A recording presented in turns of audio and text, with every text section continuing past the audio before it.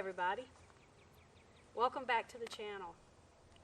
Behind me is something you may have seen in the first video, and you probably wondered, what's under that thing? Well, let me show you. Come along.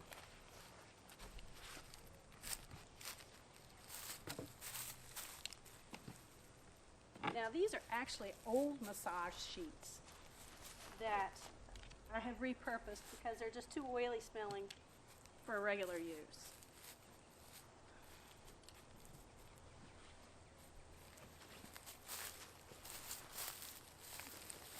Some of the gardening vegetables that we had from last year is what we've overwintered.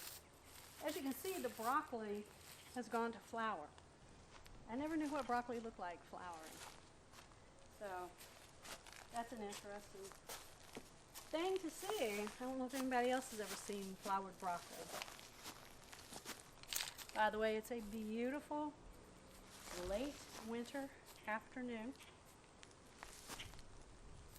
It's actually March 14th, so the time just changed. We got a little bit more daylight during this time. I've got Japanese giant red mustard. I got some thousand head kale. I got some lacinato kale in here.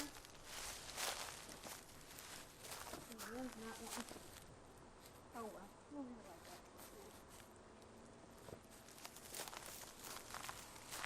I've actually got a purple cabbage growing in here. And I've got some other soil that I need to work on this week and get ready so I can plant what I have already gotten started growing. And this are irises that we wanted to save. They're actually yellow. So we'll see how well they did. Now this covering that I have on here, it is tulle, T-U-L-L-E, and I use it to keep the cabbage looper moths out. They're pretty, but they decimate your food. The brassicas, which is all that I have in here, brassicas. I will be putting in some carrots, beets, and let's see, what else do I want to put in here? Oh yes, bulbing onions, because it is spring and it's a good time for them. I'm just going to drop these. Another thing that I found out is good to keep the cabbage looper moths out is mothballs. My husband put this bag of mothballs here, and it smells to high heavens. But there's no moths in here. There was earlier in the season, but certainly they're doing better. Let's take a look now, up close, at these. With the greens here. Wow, I got a lot of pins. Another good use for clothespins, people. Put your tool down and keep it there.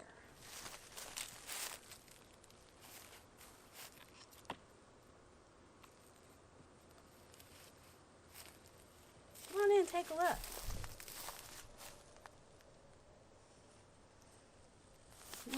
Got some stuff going on here with the, I think this is dead.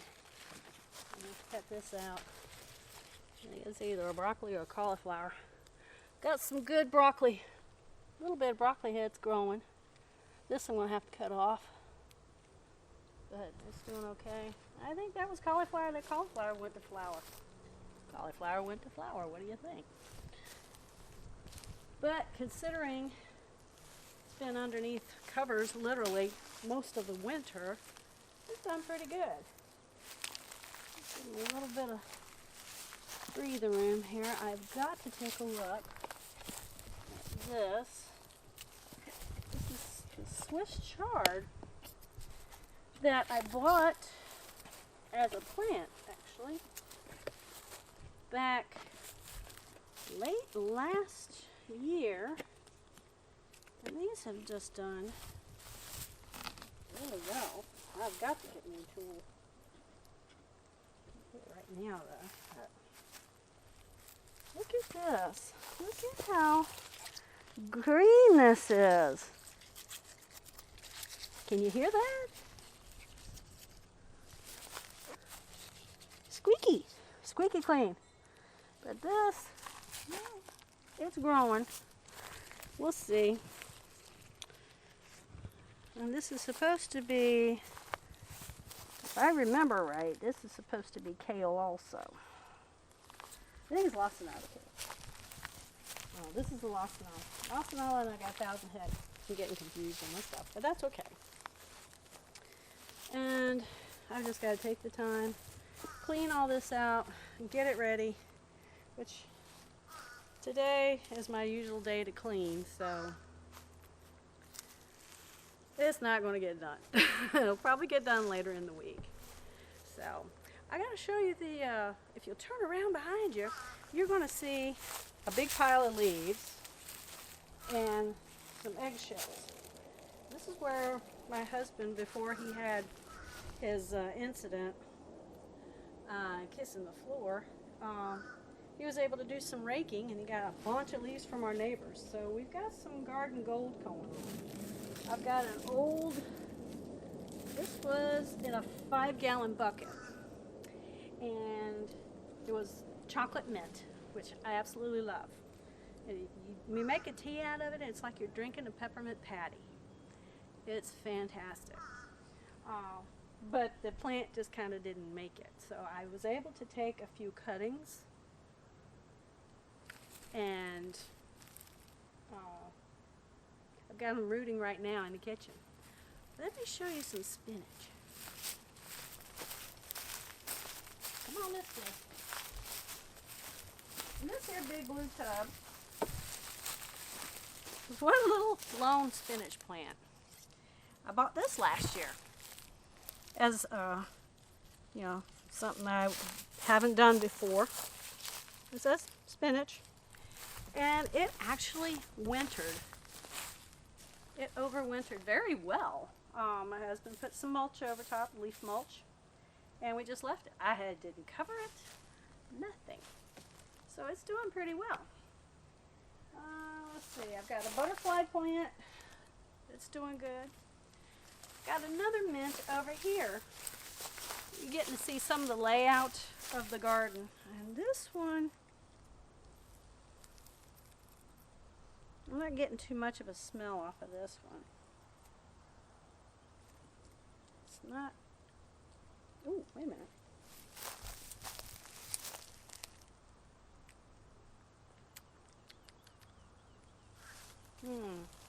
It doesn't have much flavor, but it's one of the other mints that's coming back. It's either the spearmint or the peppermint. It's just really weak right now. It's not gotten warmer yet. Finish eating it. I have another mint in here. What is this coming up? Yes, this is the peppermint. This is the peppermint, and as you can see, we've got the leaf mold or the leaf mulch, and it's right here. Right there.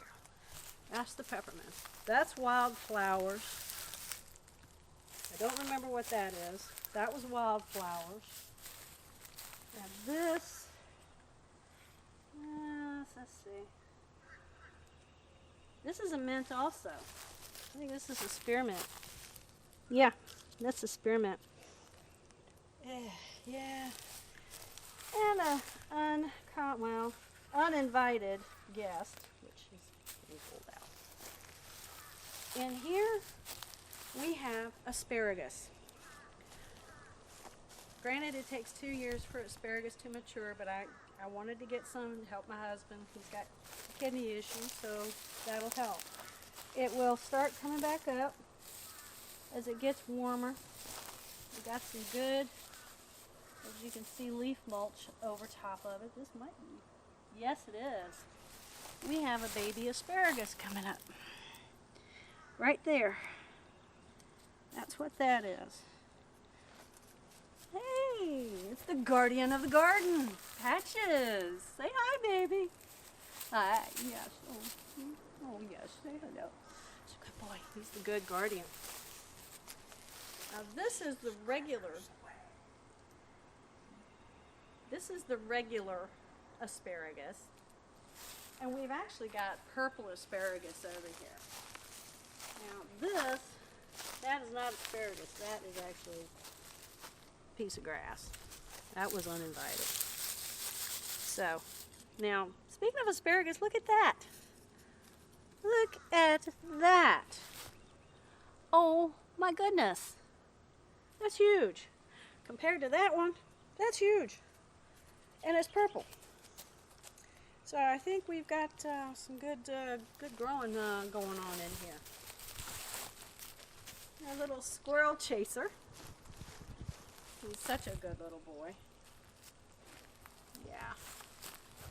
Now right here next to him is a lilac bush. And if you see we got some buds going on. See? Got some good buds going on.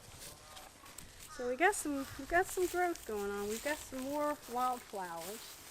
And if you're wondering what these little houses are, they're for pollinators. I actually work and take care of, well, I try to take care of, leaf cutters.